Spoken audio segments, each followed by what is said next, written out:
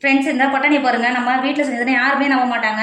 இதில் எதுவும் மாற்றம் எதுவுமே இருக்காதுங்க. பார்த்தீங்களா எவ்வளோ ஒரு சூப்பராக நல்லா வறுந்து வந்திருக்கு பாருங்கள். நல்லா பொரிஞ்சு நம்ம உப்பில் தான் வறுத்து எடுத்தவங்க பாருங்கள். நம்ம எது எடுத்தாலும் நல்லா பொரிஞ்சிருக்கும். பார்த்தீங்களா பட்டாணி தான் செய்ய போகிறோம். இதை நம்ம எப்படி செய்யலாம்னு பார்க்கலாம். வாங்க வீடியோக்குள்ளே போகலாம். Hi friends, welcome to Kerala சமையல். இந்த கேரளா சமையலில் பட்டாணி தான் செய்ய போகிறோம். வாங்க எப்படி செய்யலாம்னு பார்க்கலாம். ஃப்ரெண்ட்ஸ் நான் 1 கிலோ பட்டாணி எடுத்திருக்கேன். அதுவும் இதை பாருங்க, வெள்ளை கலர் பட்டாணி இருக்குது பார்த்தீங்களா. வெள்ளை கலர் பட்டாணி இருக்கு பாருங்க. எல்லா மளிகை கடையிலையும் கிடைக்கும். இப்போ இதை வச்சு தான் பட்டாணியே செய்வாங்க. இப்போ இந்த பட்டாணியை மாற்றி வச்சுக்கோங்க. ஃப்ரெண்ட்ஸ் இப்போது ஒரு பாத்திரம் வச்சுக்கோங்க. இதில் 1 டேபிள் ஸ்பூன் மஞ்சத்தூள் சேர்த்து கொடுத்துக்கோங்க. இந்த மஞ்சத்தூள் எதுக்குன்னு கேட்டிங்கன்னா அவங்க ஃபுட் கலர் சேர்ப்பாங்க. நம்ம ஃபுட் கலர் எதுவும் சேர்க்க போகிறது கிடையாது. நம்ம மஞ்சத்தூளே சேர்க்க போகிறோம்.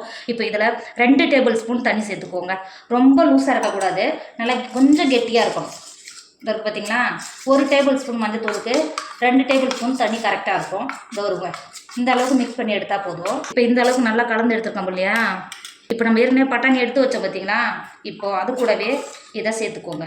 எடுத்து வச்சுருக்கிற பட்டாணியில் மஞ்சத்தூள் கலந்து பார்த்தீங்களா, அதை உள்ளே சேர்த்துக்கோங்க. இங்கே பாருங்க, சேர்த்துட்டு எல்லா பட்டாணியோட சேர்கிற மாதிரி நல்லா கலந்து கொடுத்துக்கோங்க.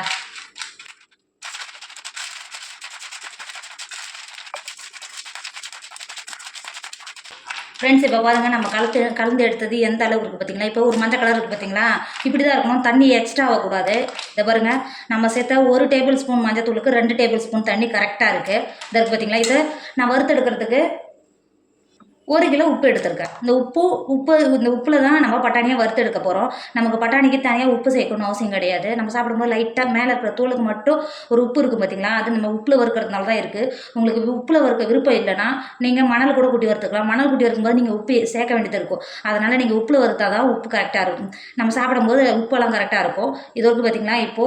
இப்போ நம்ம வறுக்கிறதுக்கு அடுப்பில் ஒரு பாத்திரம் வச்சுக்கோங்க. நீங்கள் எப்பயுமே இந்த பொரி, பொட்டுக்கடலை, பட்டாணி இதெல்லாம் வறுக்கும் போது இது மாதிரி பெரிய பாத்திரமாக வச்சுக்கோங்க. அப்போ தான் கரெக்டாக இருக்கும்.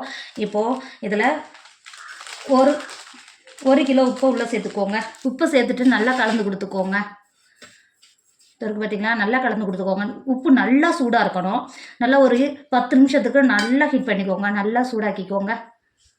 ஃப்ரெண்ட்ஸ் இப்போது உப்பு சேர்த்து நல்லா 20 நிமிஷம் நல்லா எந்த அளவுக்கு நல்லா சூடாக இருக்குது பார்த்தீங்களா. இப்போது நம்ம ஏற்கனவே கலந்து எடுத்து வச்சுருக்கோம்ல பட்டாணி, அதை கொஞ்சம் கொஞ்சமாக உள்ளே சேர்த்துக்கோங்க. சேர்த்துட்டு நல்லா கலந்து கொடுத்துக்கோங்க. நீங்கள் பட்டாணி சேர்க்கும் போது நல்லா ஐஃபீல்ல இருக்கணும். சேர்த்துட்டு ஒரு 10 நிமிஷத்துக்கு கைவிடாமல் நல்லா கலந்து கொடுத்துக்கிட்டே இருங்க. சேர்த்தா 10 நிமிஷத்துலேயே எல்லாம் நல்லா வெடிக்க ஆரம்பிச்சிச்சு பார்த்தீங்களா. அது பொரிய ஆரம்பிச்சிச்சு பார்த்தீங்களா. இந்த ஸ்டேஜில் கைவிடாமல் கலந்து கொடுத்துக்கிட்டே இருக்கணும். பாருங்கள், தெரியுதுங்களா. இப்போ கைவிடாமல் கலந்து கொடுத்துக்கிட்டே இருங்க. அப்போ தான் ஈவனாக நல்லா பொரிஞ்சு வரும். கைவிடாமல் கலந்து கொடுத்துக்கிட்டே இருங்க. 10 நிமிஷத்துக்கு நீங்கள் எடுக்கிற பட்டாணி பொறுத்து தான் இருக்குது. நீங்கள் பெரிய சைஸ் பட்டாணி எடுத்திங்கன்னா சீக்கிரமே பொரிஞ்சு வந்துடும். சின்ன குட்டி குட்டியாக இருக்கும் பார்த்தீங்களா, அந்த பட்டாணி எடுத்திங்கன்னா கொஞ்சம் நேரம் எடுக்கும். நம்ம இப்போ 2 கலந்து எடுத்ததுனால ஒன்று நல்லா பொரிய ஆரம்பிச்சிடும், ஒன்று கொஞ்சம் லேட் ஆகும். அதனால் கைவிடாமல் கலந்து கொடுத்தனா தான் கரியாமல் நல்லா ஈவனாக பொரிஞ்சு வரும். நல்லா கைவிடாமல் கலந்து கொடுத்துக்கிட்டே இருங்க. ஃப்ரெண்ட்ஸ் இப்போ பாருங்கள், நல்லா பொரிஞ்சு எந்த அளவுக்கு நல்லா வெடிச்சு வந்திருக்கு பாருங்கள். இப்போ பாருங்கள், பார்க்க எப்படி வெடிச்சு வந்திருக்கு பார்த்தீங்களா. இப்போ இது வெளில எடுத்துக்கோங்க. இப்போ நீங்கள் வெளில எடுக்கிறதுக்கு இது மாதிரி ஒரு சளிகண்டியோ இது மாதிரி எடுத்தீங்கன்னா உங்களுக்கு இது மாதிரி ஈஸியாக எடுக்கிறதுக்கு வரும். ரொம்ப நேரம் இருந்தால் கலர் மாறிடும். இப்போ பார்த்தீங்களா, இப்போ இது வெளில எடுத்துக்கோங்க. நல்லா பொரிஞ்சிருச்சு. இப்போ இது வெளில எடுத்துக்கோங்க. இருக்கிறதெல்லாம் இதே மாதிரி வறுத்து எடுத்துக்கோங்க. ஃப்ரெண்ட்ஸ் இப்போ பாருங்கள், நம்ம பட்டாணி எல்லாம் நல்லா வறுத்து எடுத்துட்டோம். இப்போ பாருங்கள் எப்படி இருக்குது பார்த்தீங்களா. நம்ம கடையில் வாங்குற மாதிரியே இருக்கும். டேஸ்ட் எதுவும் வித்தியாசம் இருக்காது. இது நீங்கள் இது மாதிரி செஞ்சு வச்சுக்கிட்டா 1 மாதம் வரைக்கும் நல்லா ஸ்டோர் பண்ணி வச்சுக்கலாம். கெட்டு போகாது. நீங்கள் ஏர்டைட்டான ஒரு பாத்திரத்தில் போட்டு ஸ்டோர் பண்ணி வச்சுக்கிட்டிங்கன்னா அது இருக்குது பார்த்தீங்களா, இதே மாதிரி கிறிஸ்பியாக 1 மாதம் வரைக்கும் இருக்கும். நீங்கள் ஸ்டோர் பண்ணி வச்சுக்கிட்டிங்கன்னா இது மாதிரி வீட்டிலேயே நீங்கள் செஞ்சு கொடுத்தீங்கன்னா குழந்தைங்க ரொம்ப ஹாப்பியாக இருப்பாங்க. நமக்கும் ஒரு டென்ஷனும் இல்லாமல் இருக்கும். கண்டிப்பாக நீங்களும் ட்ரை பண்ணுங்கள். என்னோட வீடியோ உங்களுக்கு பிடிச்சிருந்தா உங்கள் ஃப்ரெண்டு உங்கள் ஃபேமிலிக்கு ஷேர் பண்ணுங்கள். மறக்காமல் கேரளா சமையலை சப்ஸ்கிரைப் பண்ணிக்கோங்க. தேங்க்யூ.